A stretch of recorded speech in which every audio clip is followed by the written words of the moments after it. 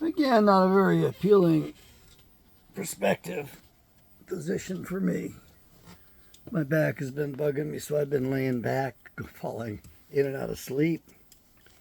But I got some news for you that you're not going to like. You better batten down the hatches, folks, because next month this country is coming apart. We've been run by dumbasses for so long that we are dumbasses for letting this happen to ourselves. But the prey, the predators, are going to be moving on to China from here because they pretty much exhausted us. They've used America up, and next month you're going to wake up to an entirely different world. And I don't like it either. So I'm going to tell you right now, it's over. It's done with. We have had decades of corruption. We have allowed this government to expand needlessly, unnecessarily, and we've gotten grandiose.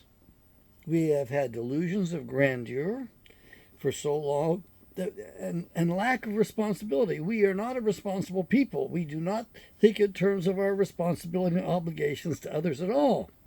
We're not honest with others.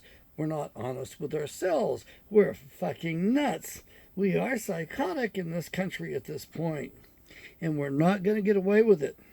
Next month, as what's that guy's name? The pastor who Barack Obama likes so much.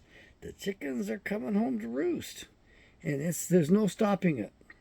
This is an overwhelming tide, especially the way Trump tossed the money around this last time. You all weren't willing to take cuts. You weren't willing to tighten the belts. And of course, he always said, free this, free that. And that, especially for the children, that sells the women on it right there. You got to be able to say no. And at this point in time, America is over. Now, not just the United States of America, not just this corporate government or series of corporations, the giant frauds that they pulled off, but America itself is over as well. And I don't know if we're going to take this very well. Because if we don't just lay down and take it properly, then we're going to be really, really hurting, because the rest of the world will nuke our asses. And the problem is we got dumbasses in power. Dumbasses like Lindsey Graham. What the hell is he allowed to breathe still for? It's because Americans are dumbasses. He should be forced out of office. You don't talk that way as a statesman. You don't make those threats the way he's done it. You just can't do that. But yet here it is. You're being entertained, and you like it because somebody's got to kick somebody's ass. You know, I got a saying. I kick a lot of ass. And I really kick a lot of ass.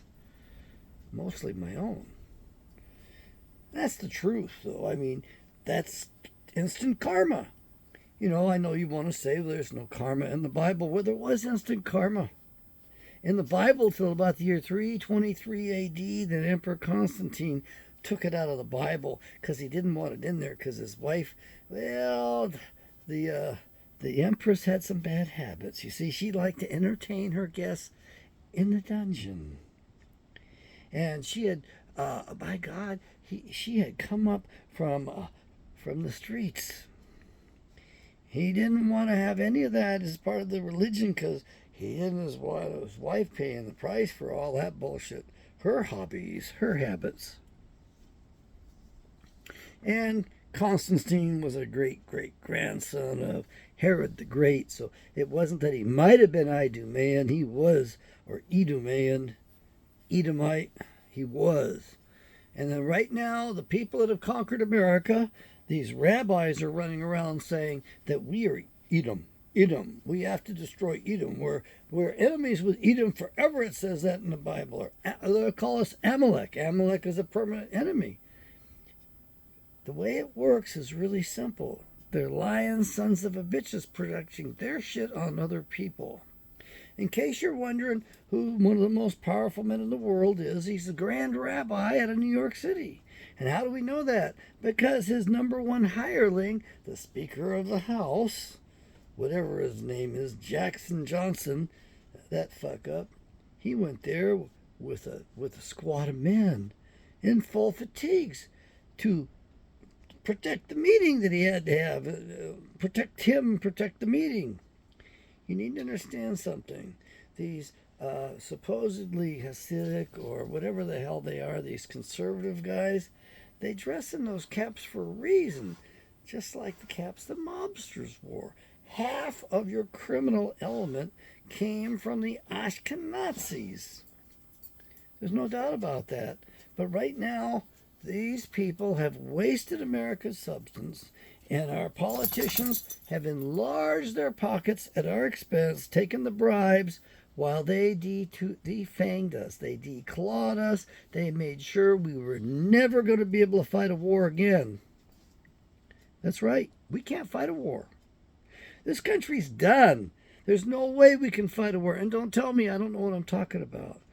I listen to people older than myself, and that's getting hard to find these days. But I listen to a man who's much older than I am. I wish I was as sprite as he is right now. Folks, it's been over. They've been pushing us to this. They took us over from within.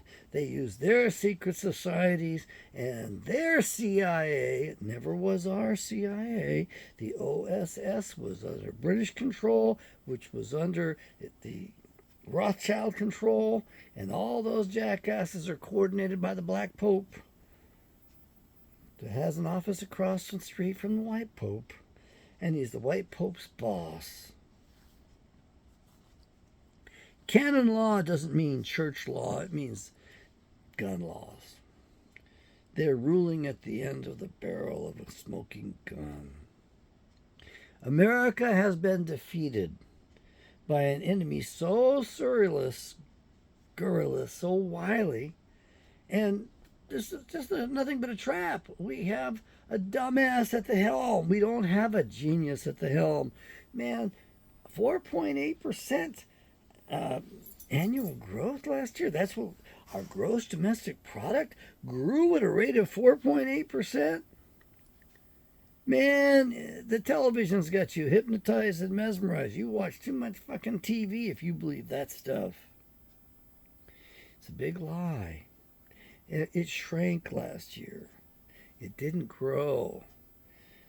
They fudged the numbers. All of that stuff in the big beautiful bill was worked in there as if it was productive capacity. It's not. It's all inflationary capacity. It's all destabilizing, debasing the currency, which deserves to be debased.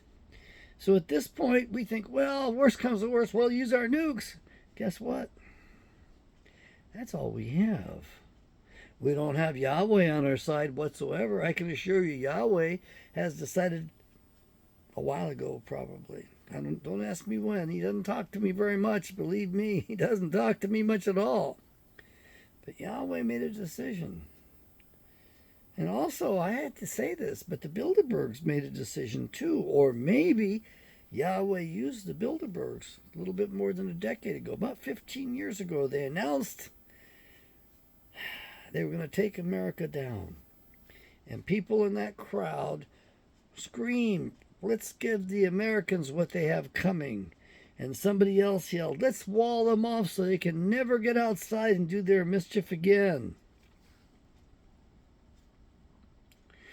You need to understand the Committee of 300 started in Germany.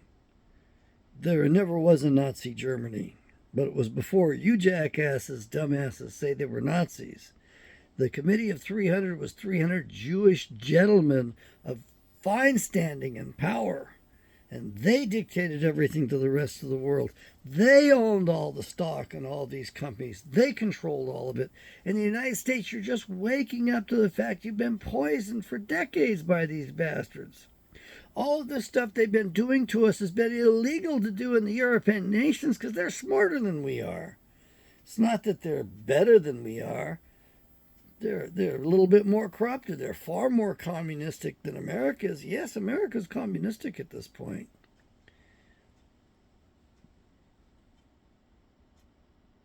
This is horrible what's happened to America. And here it is, Christmas Eve. And I got to give you this message. Why do I have to give you this message? Because come January, on the 1st of January, it's not going to be the same world. And I'm trying to get my ducks lined up in a row and take care of myself. So I'm going to be scrambling because I need time because I'd like to be able to play my guitar again. Yeah. I'd like to actually do some worship music. I mean, one of the reasons I quit music was because the satanic influence was too damn strong in it. All of those, it just was wrong. And the other thing was that the musician's disease, which I managed to kick when I was younger, and I managed turned out to be actually allergic to this shit. And they didn't believe me. They thought I was bullshitting, but my throat would swell up and I couldn't breathe. And I quit. And for years I was allergic to it, overly sensitive to it. Just recently it's like, that smells kind of sweet. And it doesn't give me an allergic reaction, thank God. But I tried just, playing music, but the bastards were not happy with me because I wouldn't do my line of blow. I wouldn't. They're giving me this wonder. They're giving it to me. Why don't you take this stuff? No, man. Don't you smoke this stuff? No, man. I can't tune my guitar if I smoke that shit. I don't need that. But they didn't feel safe or comfortable unless I was committing their felonies along with them. So I quit it. And I also realized I needed to take better care of myself. Besides that, I ate so low on the totem pole. I ate such cheap shit that I ended up with a preponderance of manganese in my body, heavy metal that threw my ass off like, well, I certainly didn't believe it at the time. It was, c'est incroyable. It was unbelievable. And I had one hell of a comeback to make from that shit. And that's my private victory. You need to have your private victories too. So don't take your shit publicly. Keep it private. Deal with it privately. Overcome it. Slay those demons. Take that dragon on. Get that monkey off your back. Clean up. There ain't going to be supplies in the near future for any of that shit at all. There's going to be a lot of pitiful women out there because women, their body chemistry is much more complicated than a man's body chemistry. It's just the way it is. And it's more of a balancing act than it is for a man. That's why they're supposed to be husbanded, protected. And they're going to be hurting. Women are more prone to addiction than men are. Do you know why they call it the white slavery? Because the women are willing to sell themselves to get the shit. They're enslaved to the white powder. Oh, don't get me wrong. The white prostitutes are demanded around the whole world. But at this point in time, we are past the tipping point. Past all tipping points. I went to a feast, an Israelite feast. And there was a great teacher there, an author. And his presentation was the tipping point. And how we had passed the tipping point, that the white population, which I hate that because it's a racist term, the white population had dipped below the ability to recover from the losses. In other words, he said, I think we either passed the tipping point or right up against it. And the tipping point was 7.5%, I believe. If I remember right, I'd have to ask him myself sometime. I'll visit there and I will ask him that. And so when they tell you that we're down to 8% of the world's population, because that's what they're putting out there, they're lying sons of a bitches. We aren't even 4% of the world's population. Their genocidal plans, master plan, the Kalergi plan, that half white, half Japanese jackass that come up with that, they've been so successful they took us down from 30% of the world's population, and we are under 4% right now. I wouldn't be surprised if we're in the 2 percentile range at this point. We are mixed. That's the way it is. We can't have control over that. Our parents didn't know better than that. But Yahweh loves his creation the way he made it. He loves the diversity. He loves the diverse cultures. But the problem is we've mixed them up at this point and muddled things, so it's going to be hard to recover some of those old lines and some of those old cultures. And I really wish they were around because I actually love them. I mean, when I lived abroad, when I went to the international university, when I hung out with the foreign students, it was really, really very stimulating. I'll tell you that. I learned a lot.